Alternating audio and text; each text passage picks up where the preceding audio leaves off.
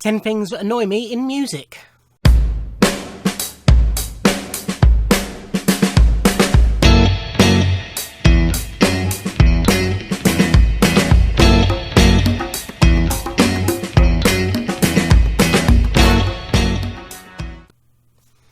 Ahoy hoy everybody, and welcome to another rant video. I haven't done one of these for a while. These are always fun.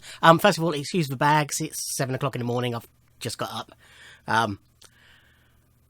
Yes, 10 things that annoy me about music, and more specifically about physical formats of music, because I've done annoyances with concerts before.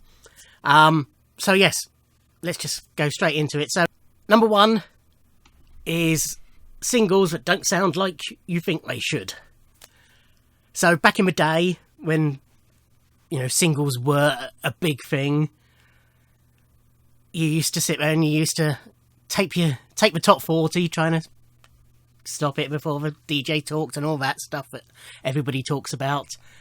But if there was a song you really liked, you wanted to own it. You wanted to buy the 7-inch single of it back in the day, and then the CD single, the cassette single, whatever, a bit later on. But this is most specifically to do with 7-inch singles, because you've got a bit more on the others, especially the CDs. But you listen to this song ad infinitum from where you taped it, and you thought, yes, I'm going to go and I'm going to buy the 7-inch single. So you've saved up your pocket money, or you've got your money for your birthday or Christmas or whatever, and you trudge down to Woolies or Littlewoods or HMV or R Price or wherever it was, and there it is. You go through the chart, trying to remember where it was in the chart. You find it, you pick it off the shelf, take it to the counter, bring it home, stick it on, and it's not the version you heard on the radio.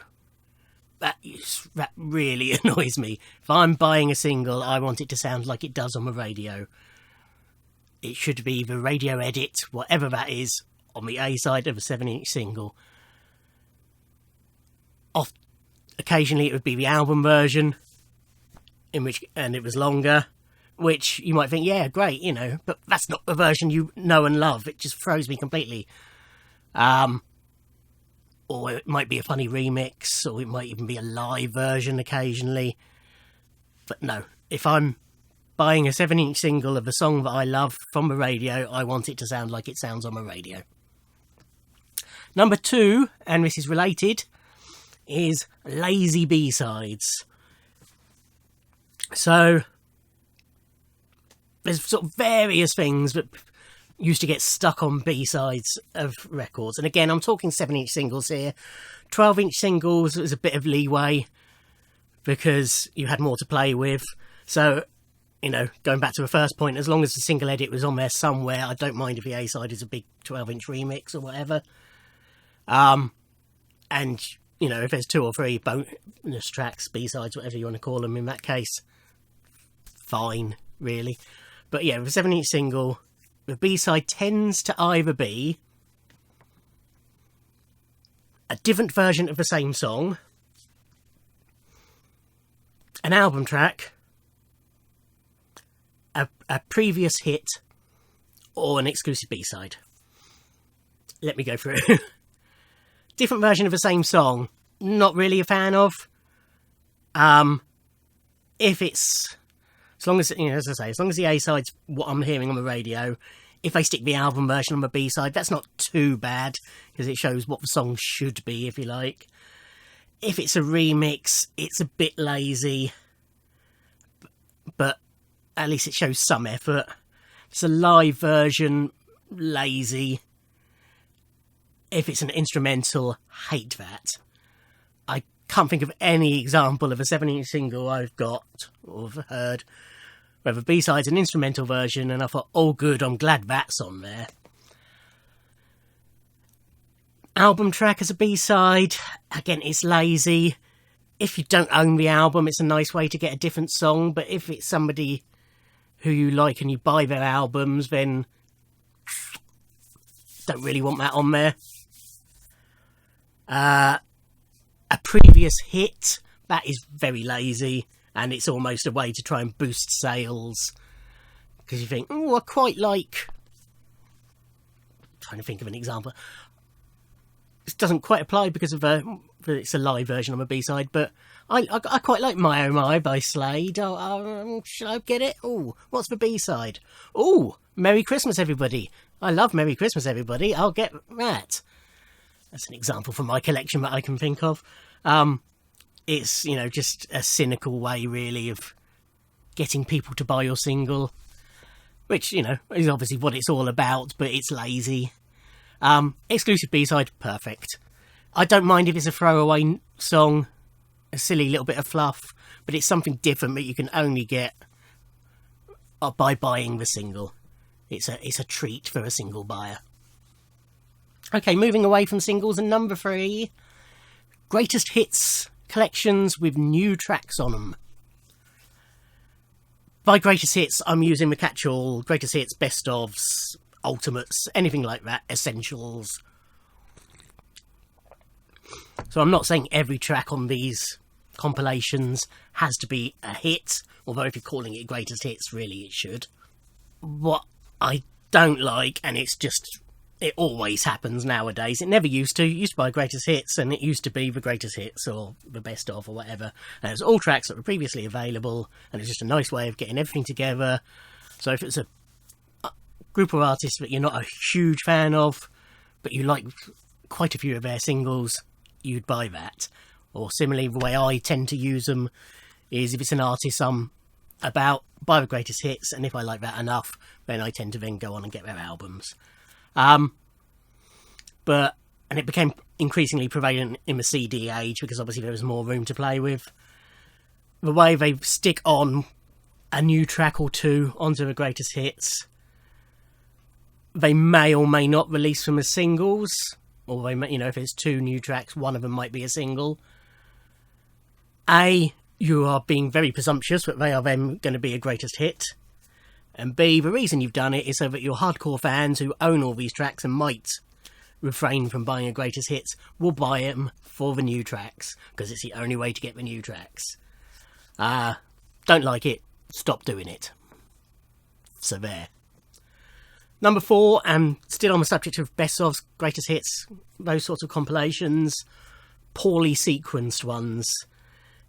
So some acts, they might have 3 or 4 big hit singles, maybe 3 or 4 that were lower reaches of the top 40 or just outside the top 40, and some that just flopped completely. So fine, mix, stick them on the CD. If I'm a firm believer that if possible all singles should be on a best of or greatest hits or whatever. However, don't stick with 4 greatest big hits right at the start, because you stick them on and think, yeah. Oh. What's the rest of this? Especially in the CD age. Skip. Spread them out. It's like a live show. Open with a big hit, close with a big hit, and spread the rest of them throughout and intersperse them with the lesser known tracks. That way you keep people's interest throughout the CD or the album or whatever. But yeah, really annoys me. Badly sequenced greatest hits. Number 5, live albums. I like a live album, be it official or bootleg. I enjoy it, especially with acts who, are good live acts who either are just really talented musicians who play with the form, like to jam on their songs, change them slightly, whatever. I like a good live album. I listen to music a fair bit, not as much as I used to, because I don't walk to work as much since COVID, because I like to get there and back quickly, so I tend to drive, reduce the risk of contact as much as possible with other people, even though I work in a shop, but you get the point. Anyway, when I walk to work, I stick my iPod on, and I always have it on shuffle, because I've got a huge collection of music.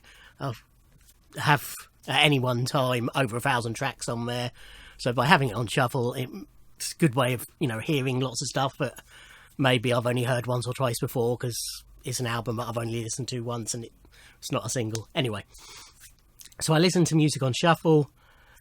Live track comes on, great, fine, but I hate it when Either there's 3 minutes of audience noise before or after the track. That can be edited down. You know, have the initial "Hooray," and then the "Hooray" going into the next track, and edit out the middle bit. It's easy to do with audience noise, even on a bootleg. It's, you know, don't be lazy, bootleggers.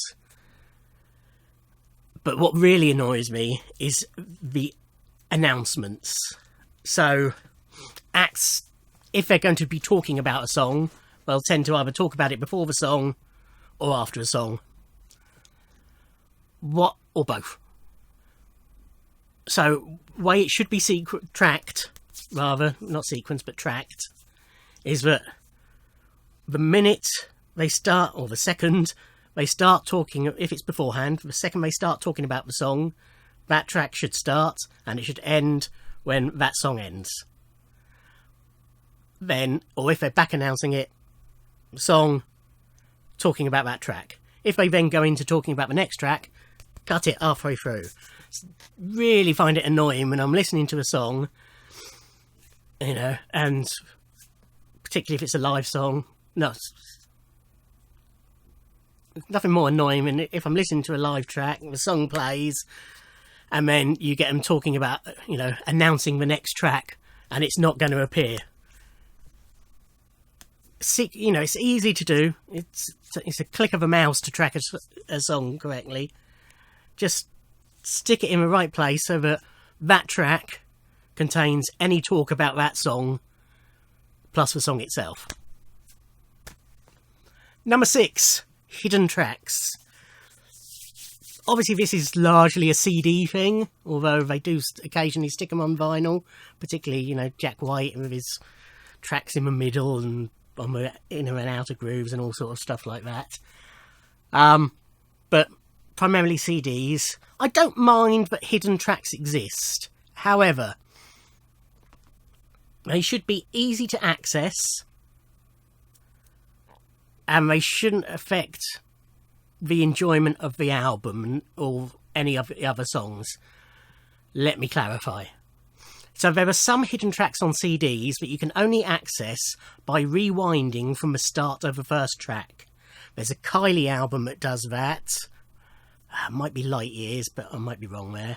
There's a McFly album that does that, and I can't remember which one it is, and I know there are others. But to access this hidden track, you have to, as soon as the first song starts, rewind, and it'll go into minus numbers, and then the song will appear.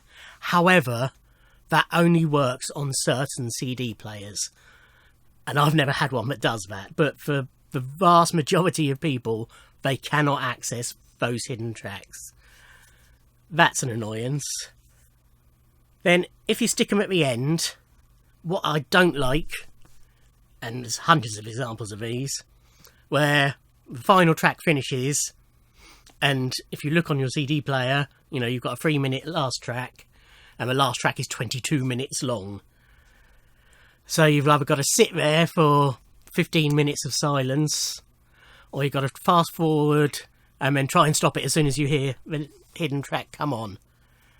A hidden track, if you're going to do that, have it at the end of the album, track it. Have your last track, and then Prince does it on New Power Soul. You've got 12 tracks or whatever it is of the album, and then you've got, for 5 seconds each, I think it is, tracks 13, 14, 15, 16, bloody, bloody, bloody, bloody, blah, of silence, and then you've got the hidden track at the end, which is its own track. So you can quite easily skip, or type in whatever number the last track is, and it'll go straight to it.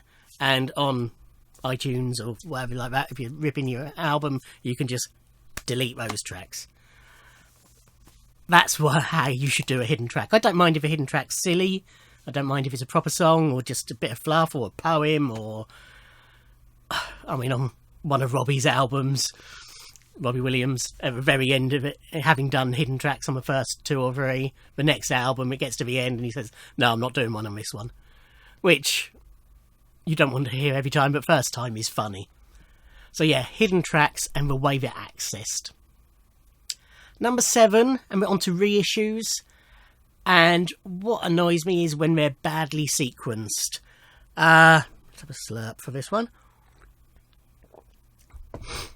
I'm talking specifically here about the discs of remixes and edits.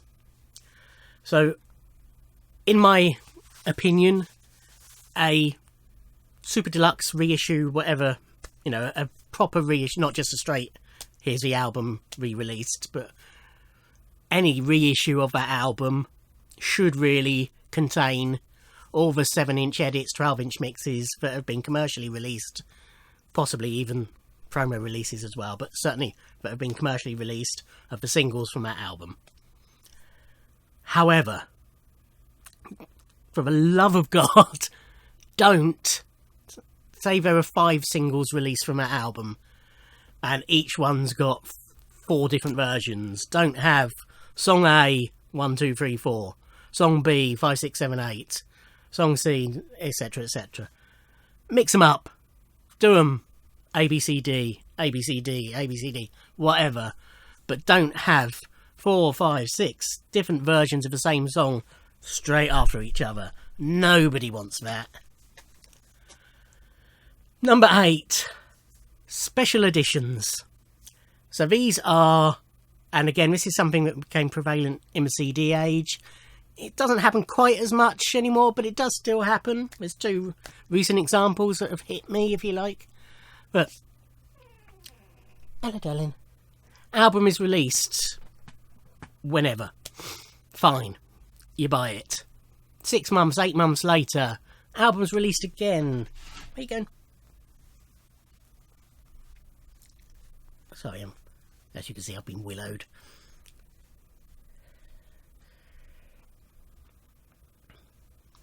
Six months, 8 months later, album is re-released with 2 or 3 new tracks, or a disc of new tracks even added to it, or a Christmas album added to it, or live tracks added to it.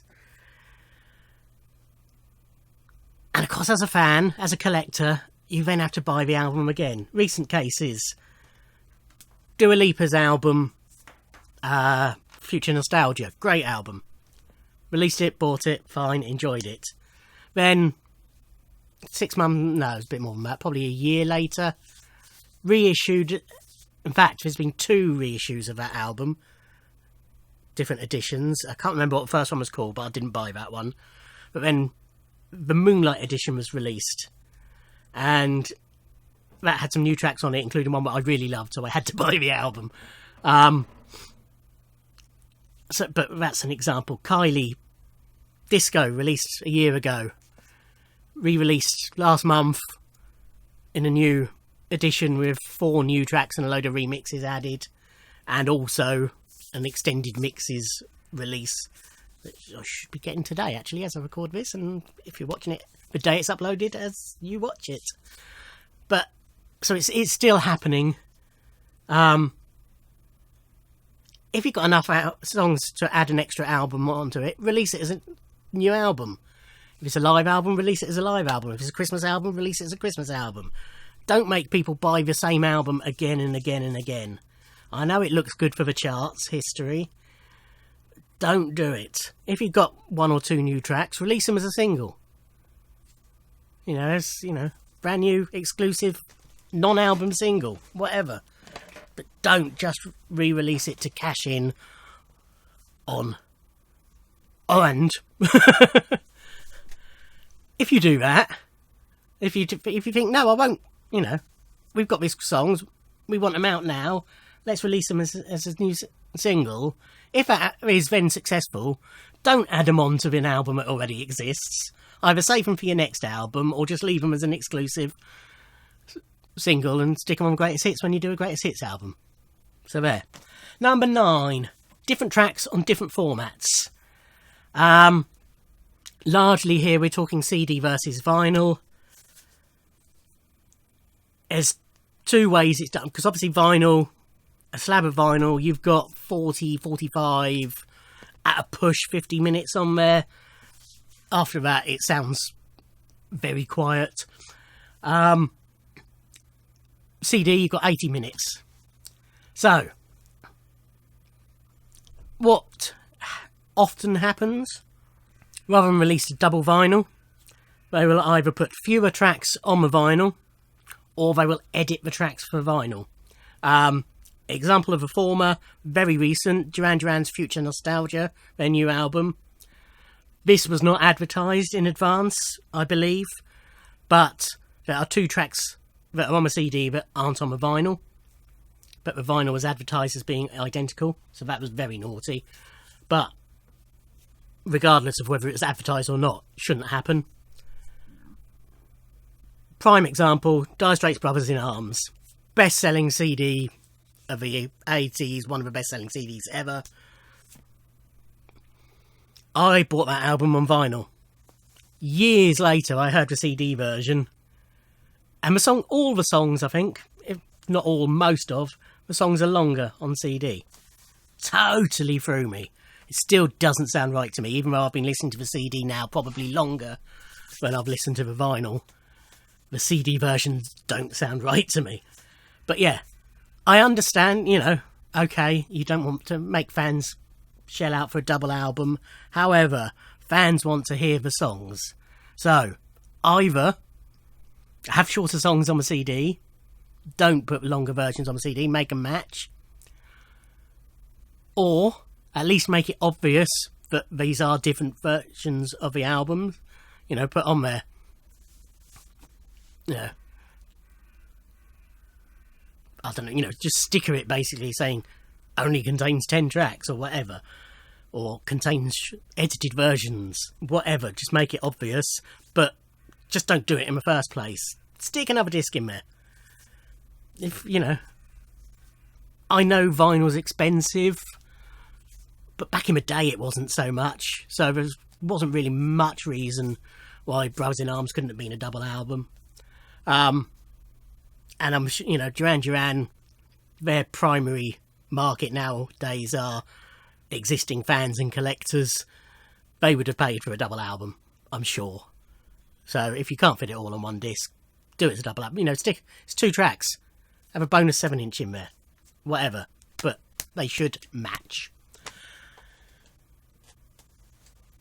Related note, still on number 9. Super Deluxes, whatever. Vinyl and CD should match as well. Including what you get with it. So, this is something Beatles rectified with Let It Be. But with Sgt. Pepper, White Album, Abbey Road, if you wanted a big thick book with all the details about the albums and what have you, you had to buy the CD box sets. Anybody buying the vinyl box sets missed out. Also, on some of those, you didn't get all the content. Obviously, you can't, the Blu-ray mixes and things like that, you can't get on the vinyl, but the vinyl, the actual tracks, you should have in the vinyl box set that are on the CD box set. Number 10, last one. I didn't know how long this would be, but as usual with me, it's gone on a bit. Store/iTunes exclusive versions of albums. I'll start with the iTunes ones. Again, I don't think this happens so much anymore, but there was a period in the noughties where an artist would release an album, and on iTunes there would be 1, 2, 3, 4, however many exclusive tracks that are only available on iTunes, and they always were not available to buy individually. You couldn't just buy those tracks. You had to buy the whole album just to get those 4 tracks that were only available that way. So for a start, it meant you physically couldn't have them unless you then ripped them to a disc, but that's not the same. And secondly, it meant you were rebuying an album just for those new tracks, which was naughty. Occasionally, I say always, occasionally they were available to buy separately. I know Divine Comedy normally were. But yeah, hate that. Similarly, store exclusive versions of albums. I understand, particularly as a collector, it's nice to have lots of different, I'm sure most of you who watch my channel know that I'm a sucker for coloured vinyl, and if it's an act I collect, I will buy all the different versions. I did a video showing all the different versions of the No Time to Die soundtrack that I bought, 3 different picture discs, 3 different coloured vinyl, plus a CD. The new Lottery Winners album, which I haven't shown yet, but I've got 3 different vinyl, 4, 5, 6, 7, 8 different CDs, and 5 different cassettes of that. You know, I'm a collector. I will buy these things if it's an artist I collect. So I understand it. I don't mind so much that they exist. What I don't like is when it makes things difficult to collect. So by all means, you know, have an HMV exclusive, have an Amazon exclusive, have an independent stores exclusive, as long as that includes independent stores online. But when it's stuff that's only available, you know, there's only like 100 copies available in a particular shop in Outer Mongolia, I'm exaggerating, but you get my point. That's just not fair on collectors. I mean, it shouldn't be happening that you get all these different store exclusive anyway. I would argue Amazon shouldn't be getting store exclusives. They don't need them. But I'm also strongly suspect that Amazon are saying, either give us an exclusive version or we ain't stocking your album, and that's half your sales gone. So I understand why it happens. But so as a way to support record shops in general, so HMV, whether you class them as an independent or not, they're certainly somebody we should be supporting. You know, we need a behemoth record store throughout the country. So I'm happy, you know, regardless of your opinion on HMV, I think it should exist. Independent exclusives, you know, that you can go into any independent record store and buy a particular coloured version of the album, fine, because that supports them, obviously. But yeah, these versions that are only available in a certain country and are limited to silly numbers or anything like that, no, shouldn't be happening. Okay, that's it. That's my 10 things that annoy me about music, and particularly physical versions of music. I suspect I've missed some things that annoy you lot. Let me know what they are. If there's enough of them, I think, oh yeah, I might even do a part 2. But yes, those are 10 things that annoy me about physical formats of music. Thank you for watching. Like, comment and subscribe, and I'll see you in another video. Thanks. Bye.